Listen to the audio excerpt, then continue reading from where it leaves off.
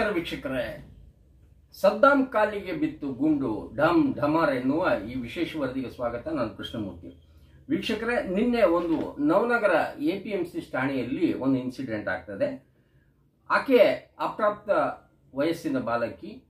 ಆಕೆಯ ಮೇಲೆ ಅವರು SC ಸಮುದಾಯಕ್ಕೆ ಸೇರಿದವರು. ಆಕೆಯ ಮೇಲೆ ಸದ್ದಾಂ ಹುಸೇನ್ ಅಂತ ಒಬ್ಬ ಯುವಕ ರೇಪ್ ಮಾಡ್ತಾನೆ, ನಂತರ ಆಕೆಯನ್ನ ಜಾತಿ ನಿಂದನೆ ಮಾಡ್ತಾನೆ ಅಂತ ಹೇಳಿ ಒಂದು ದೂರು.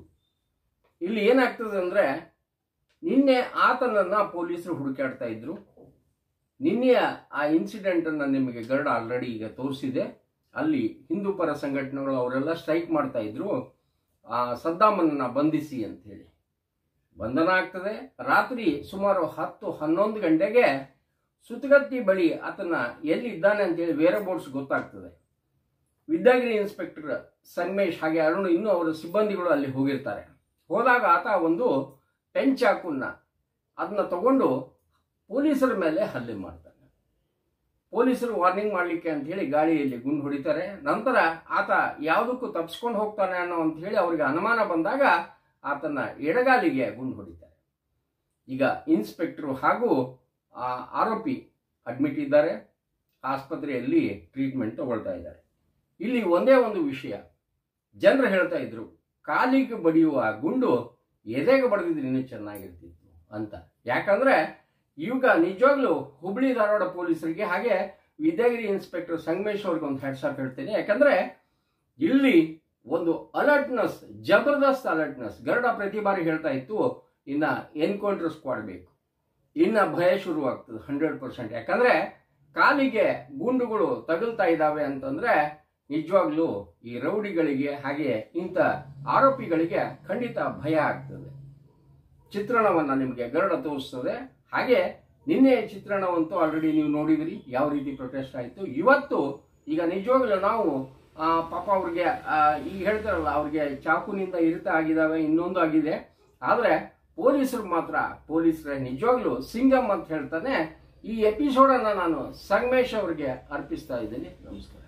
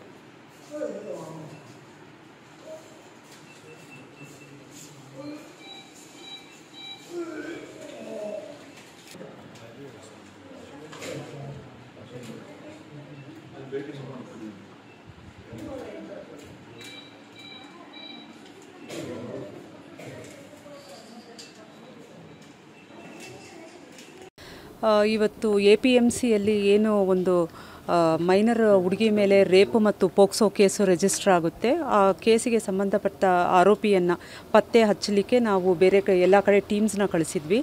ಅದರಲ್ಲಿ ಒಂದು ಟೀಮಿಂದ ನಮಗೆ ಮಾಹಿತಿ ಸಿಗುತ್ತೆ, ಇವನು ಒಂದು ಸ್ಟೇಷನಿಂದ ಸುಮಾರು ಒಂದು 5-6 ಕಿಲೋಮೀಟರ್ ದೂರದಲ್ಲಿ ಆರೋಪಿ ಪತ್ತೆಯಾಗಿದ್ದಾನೆ ಅಂತ ಹೇಳಿ. ಪತ್ತೆಯಾಗಿರೋ ಆರೋಪಿಯನ್ನು ಸ್ಟೇಷನಿಗೆ ಕರೆತರಲಿಕ್ಕೆ ಮುಂದಿನ ತನಿಖೆ ಸಂಬಂಧ ನಮ್ಮ ಇನ್ಸ್ಪೆಕ್ಟ್ರು ಮತ್ತು ಅವರ ಟೀಮ್ ಹೋಗ್ತಾರೆ. ನಮ್ಮ ವಿದ್ಯಾಗಿರಿ ಇನ್ಸ್ಪೆಕ್ಟರ್ ಸಂಗಮೇಶು ಮತ್ತು ಅವರ ಟೀಮ್ ಹೋಗ್ತಾರೆ. ಒಂದು ಅರೌಂಡ್ 11:30 ಸುಮಾರಿಗೆ ಅವನಿಗೆ ಸ್ಟೇಷನ್ಗೆ ಬೇರೆ ಫರ್ದರ್ ಫಾರ್ಮ್ಯಾಲಿಟೀಸ್ ಮಾಡಲಿಕ್ಕೆ ಅಂತ ಹೇಳಿ ಕರ್ಕೊಂಬರಲಿಕ್ಕೆ ಅಂತ ಹೊರಡ್ತಾರೆ. ಇವನು ಇನ್ನೇನು ಜೀಪಿಗೆ ಹತ್ತಿಸ್ಬೇಕು ಅನ್ನೋಷ್ಟರಲ್ಲಿ ಒಂದು ಎಲ್ಲಿ ಬಚ್ಚಿಟ್ಕೊಂಡಿದ್ದ ಒಂದು ಪೆನ್ ನೈಫ್ ತಗೊಂಡು ಮೊದಲು ನಮ್ಮ ಕಾನ್ಸ್ಟೇಬಲ್ ಅರುಣ್ ಅಂತ ಹೇಳಿ ಅವರ ಲೆಫ್ಟ್ ಭುಜಕ್ಕೆ ಅಟ್ಯಾಕ್ ಮಾಡ್ತಾನೆ. ಇಮಿಡಿಯೇಟ್ ಅವನ್ನ ಕಂಟ್ರೋಲ್ ಮಾಡಲಿಕ್ಕೆ ಅಂತ ಹೇಳಿ ಕೆಳಗೆ ತಳ್ಳಕ್ಕೆ ಹೋಗ್ತಾರೆ. ಕೆಳಗೆ ಬಿದ್ದವನು ಮತ್ತೆ ಅದೇ ಚಾಕು ತಗೊಂಡು ನಮ್ಮ ಇನ್ಸ್ಪೆಕ್ಟ್ರಿಗೆ ಮಂಡಿ ಮೇಲೆ ಮತ್ತು ಲೆಫ್ಟ್ ಆ್ಯಂಕಲ್ ಮೇಲೆ ಗಾಯ ಮಾಡ್ತಾನೆ. ಸೊ ಅವನ್ನ ಕಂಟ್ರೋಲ್ ಮಾಡಲಿಕ್ಕೆ ಮತ್ತು ಸೆಲ್ಫ್ ಡಿಫೆನ್ಸಲ್ಲಿ ಮೊದಲು ಒಂದು ಏರ್ ಫೈರ್ ಮಾಡ್ತಾರೆ. ಇವನು ಏನು ಇನ್ನೂ ಬಿಟ್ಟರೆ ಇವನು ತಪ್ಪಿಸ್ಕೊಂಡು ಹೋಗ್ತಾನೆ ಅಂತ ಗೊತ್ತಾಗುತ್ತೆ. ಇಮಿಡಿಯೇಟ್ಲಿ ಇವನ ಲೆಫ್ಟ್ ಕಾಲಿಗೆ ಫೈರ್ ಮಾಡ್ತಾರೆ. ಫೈರ್ ಮಾಡಿ ತೊಗೊಂಬಂದಿದ್ವಿ. ಈಗ 3 ಜನ ಹಾಸ್ಪಿಟ್ಲಲ್ಲಿ ಟ್ರೀಟ್ಮೆಂಟಲ್ಲಿದ್ದಾರೆ, 3 ಜನ ಸ್ಟೇಬಲ್ ಇದ್ದಾರೆ. ನಮ್ಮ ಆಫೀಸರ್ಸು PI ವಿದ್ಯಾಗಿರಿ ಸಂಗಮೇಶ್ ಮತ್ತು ನಮ್ಮ CPC ಪೊಲೀಸ್ ಕಾನ್ಸ್ಟೇಬಲ್ ಅರುಣ್, ಇವರಿಬ್ಬರೂ ಇನ್ನೂ ಹೆಚ್ಚಿನ ಚಿಕಿತ್ಸೆ ಅವಶ್ಯಕತೆ ಇದೆ ಅಂತ ಹೇಳಿ ಡಾಕ್ಟ್ರು ಅವ್ರಿಗೂ ಸಹ ಅಡ್ಮಿಟ್ ಮಾಡಿದ್ದಾರೆ. ಸೊ ನಮ್ಮ ಆಫೀಸರ್ಸು ಇಬ್ಬರು ಮತ್ತು ಈ ಪ್ರಕರಣದ ಆರೋಪಿ 3 ಜನ ಹಾಸ್ಪಿಟಲ್ ಅಡ್ಮಿಟ್ ಇದ್ದಾರೆ. ಇವನು ಏನು ನಮ್ಮ ಪೊಲೀಸ್ ಸಿಬ್ಬಂದಿ ಮೇಲೆ ಅಸಾಲ್ಟ್ ಮಾಡೋಕ್ಕೆ ಹೋಗಿದ್ದಾನೆ, ಇದರ ಕುರಿತು ಮುಂದಿನ ಒಂದು ಹೊಸ ಕೇಸು ತಗೊಂಡು ಮುಂದಿನ ಕ್ರಮವನ್ನು ನಾವು ಜರುಗಿಸ್ತೀವಿ. ಇದು ಸುತ್ತುಗಟ್ಟೆ ಗ್ರಾಮದ ಆಜುಬಾಜುವಲ್ಲೇ ನಡೆದಿದೆ ಇದು. Okay, thank you so much. Thank you.